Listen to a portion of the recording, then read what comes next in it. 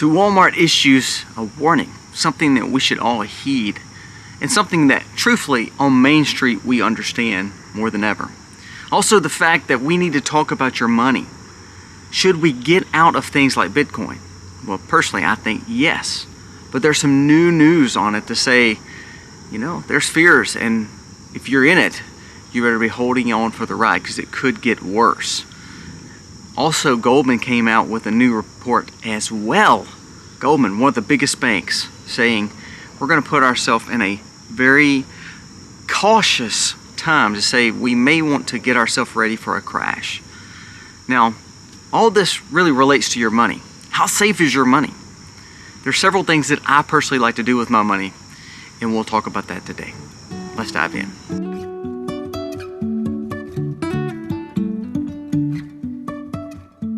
Life is a winding road. Hey guys, welcome to our channel. If you are new to the channel, go down here, press subscribe. Also, if you like the content, we humbly ask that you give us a thumbs up. It means the world to us. If you don't like it, that's okay. If you don't like the information, comment below. Tell us your thoughts, because we gain information together. We have a common sense approach, and you know, when we read each other's comments and we have communication, it helps us gain more wisdom together as a group. And really our whole goal is to grow and raise our family in a better way in this crazy world that we live in. Now let's start off with the first story, Walmart. Walmart comes out and says, well, even though our stock is doing pretty well, and it is, Walmart had a phenomenal quarter. They said that what we're seeing across bigger box stores, across different avenues such as Home Depot, such as the market of the Fortune 500, is that people cannot afford the goods. Now, I made a video not too long ago about how Walmart was shutting down certain areas and how they were trying to figure out how to be innovative in a time where people could not afford goods. Now, here's what I want to say about Walmart. Walmart, for most small towns, yes, they put out mom and pops, and I hate that. But to be honest with you, in most towns that Walmarts are in, most people depend on Walmart because of their pricing.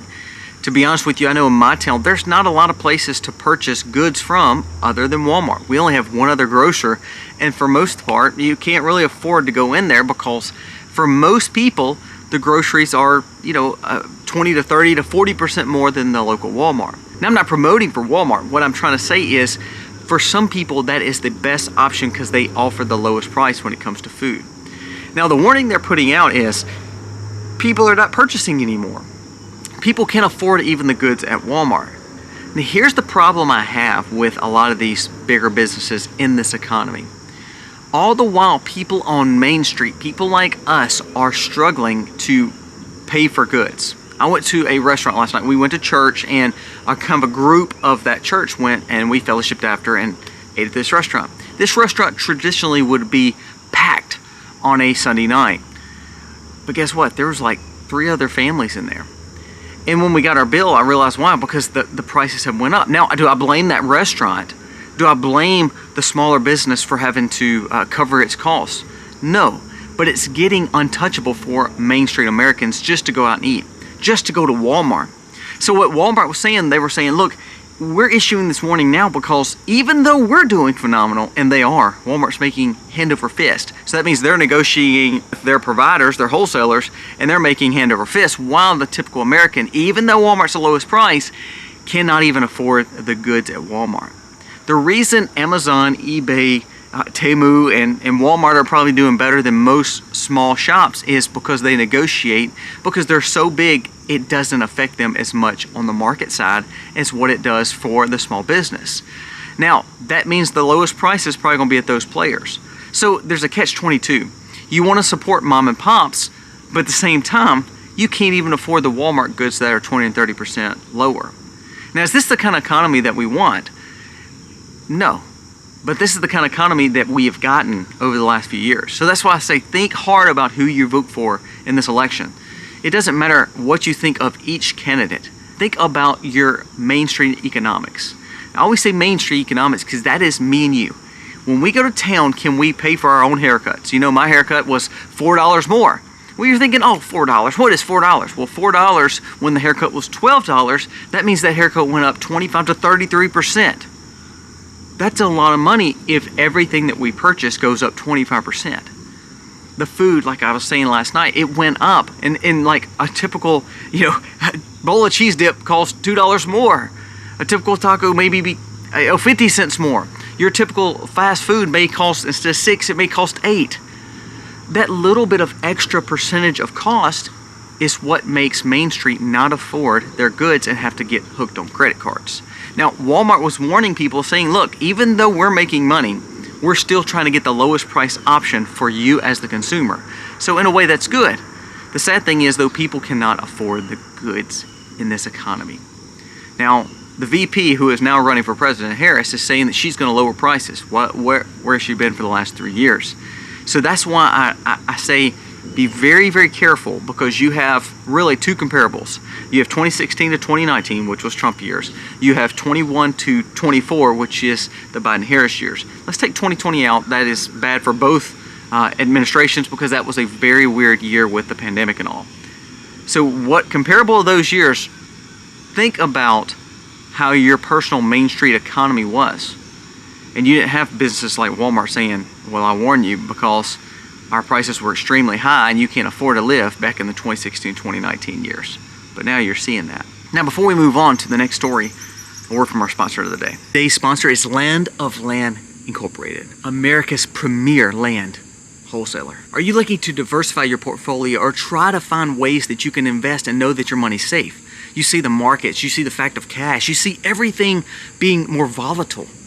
Well, think about real estate. 2011, Rick began buying land and real estate to hedge against the inflation in the market and the way it was. His strategy led him to create Land of Land Incorporated, which is now the go-to destination for prime land all across America. Land of Land makes land ownership very, very simple. So why do we buy land? Well, it's an investment. I mean, are they making more land? No. It's leaving because people are buying it and you can't make more of it. So it's a great investment because it's only going to appreciate in value. Yet even that, most people are saying they're not even going to buy a home. They're not going to buy land. They're not going to buy real estate. Boy, they're missing out on a great opportunity. And so therefore that brings up the next point. It's a place to go. Another great way to invest, and why we invest, is because we can utilize it better. It's tangible. Hunting, camping, fishing. Remember, a lot of times you're investing in renting and going to these places. Well, you have to go to the land to do those things to make it happen. Land of Land streamlines the buying process. They make it very easy and keeps the cost very low. Transactions can be done even as quick as a day. Everything virtual to make it easier for you to not have to go somewhere, sign all this paperwork. They do it all for you. And remember, as a homesteader, land is very important to me. I just bought another piece that joins my land. I also have the off-grid property. The purpose of it is I want to make sure that I'm building up something special for my children to pass down for legacy, but also that appreciates in value, unlike some of the other investments that we put our money in. I see people driving around in new vehicles and I'm thinking, why are they buying that when it depreciates, when you can turn around and invest that in something like land? Check for ways that you can buy land. Let Land of Land help you. Use my promo code so that'll help you maybe get a discount and get entered to win $300. And check out their auction site, link in the description. Help build value for you and your family and the legacy of it. Now, 2 more stories that kind of go along with this money. Now let's talk about Bitcoin. Bitcoin just put out a warning, and listen to this. It says Bitcoin is under fire. Bitcoin braces for impact as extreme fear grips the market, surpassing maybe FTX crash levels. Meaning, as I say before, why do you invest in crypto if you tangibly can't hold on to crypto? Why do you invest in crypto if it's so speculative? Now I know people are like, oh, well, Bitcoin, it's a commodity. It's not just like all the other cryptos. Okay. But Bitcoin was developed to be a speculative, digitized currency in a parallel society. Some of the biggest billionaires now are buying into currency, such as Bitcoin. Even both administrations that are running for president are saying, well, we just may embrace crypto. We may embrace Bitcoin. To me, I know for you libertarians, you would say, oh, this is a great thing. Why is it a great thing when the government wants to buy more into the quote-unquote parallel society?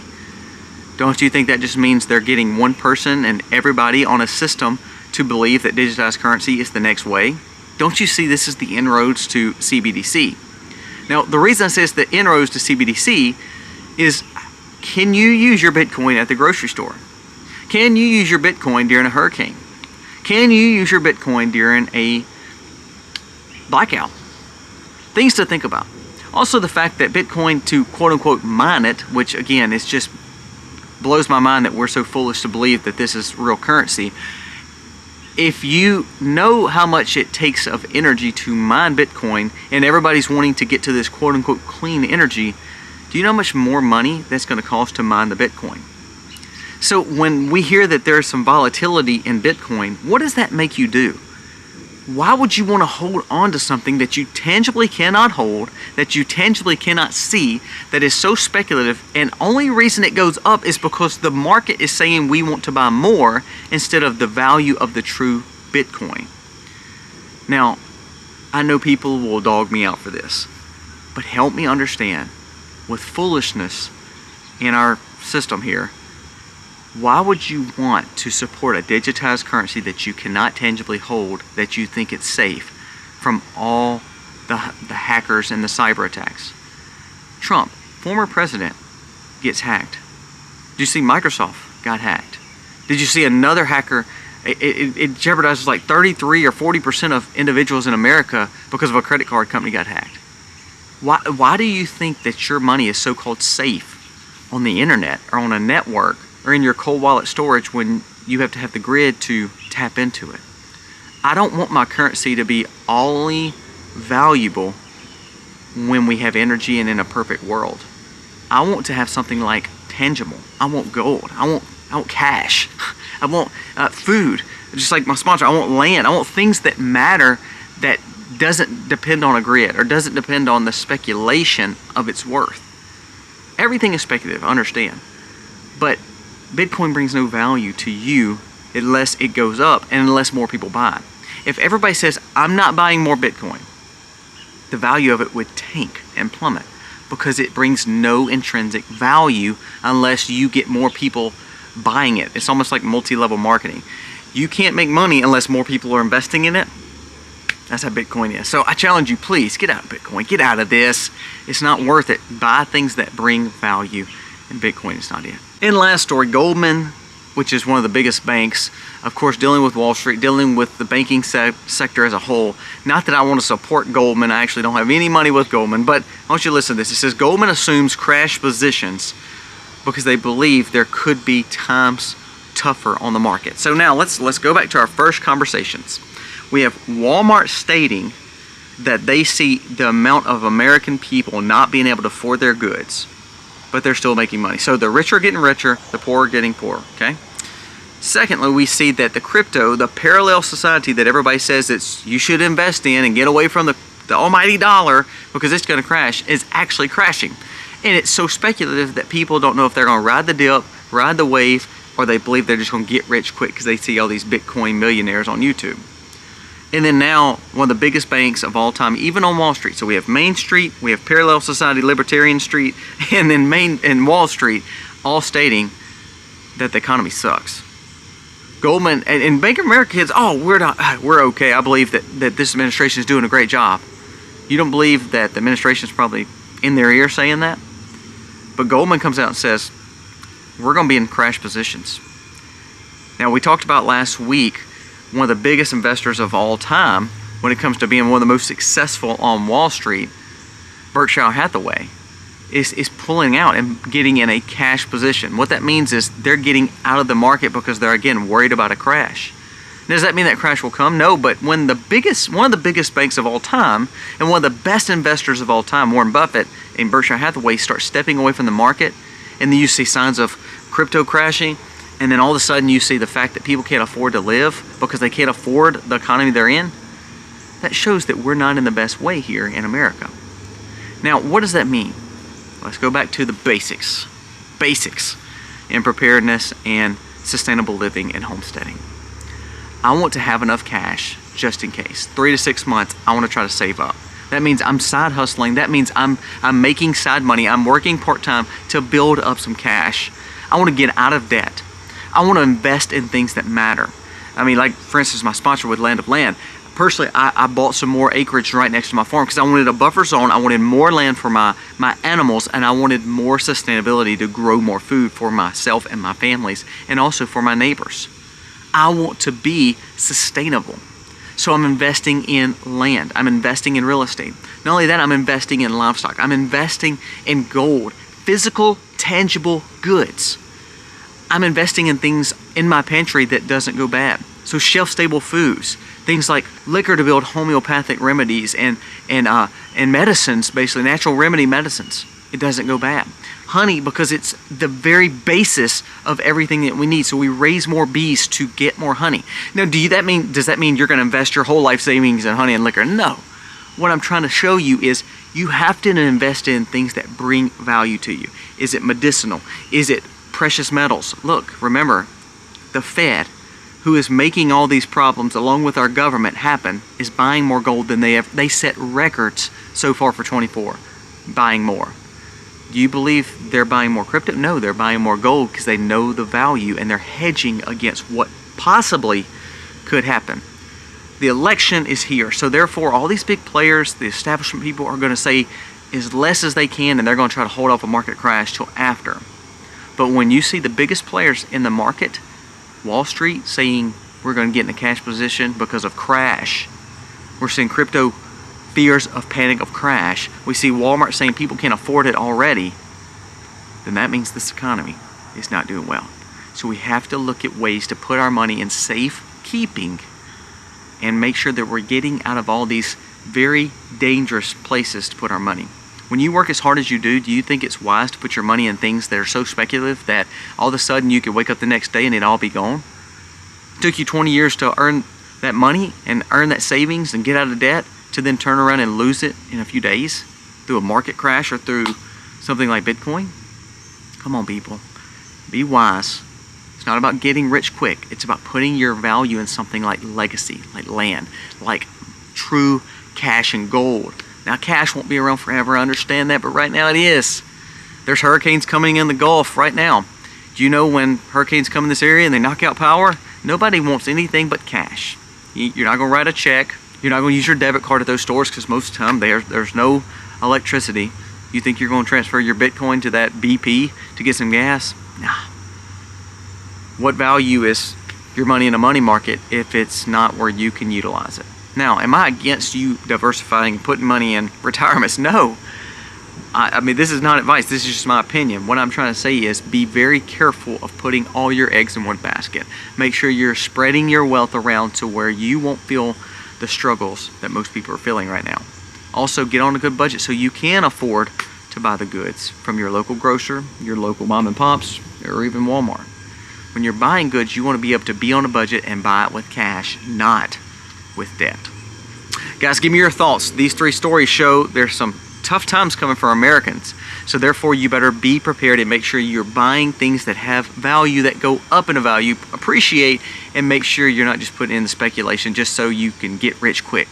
Because most of the time, what happens is the rich get richer, the poor get poorer, and you're the one held out in the breadlines trying to let the government help you. And that's not what I want. Let me know your thoughts. God bless.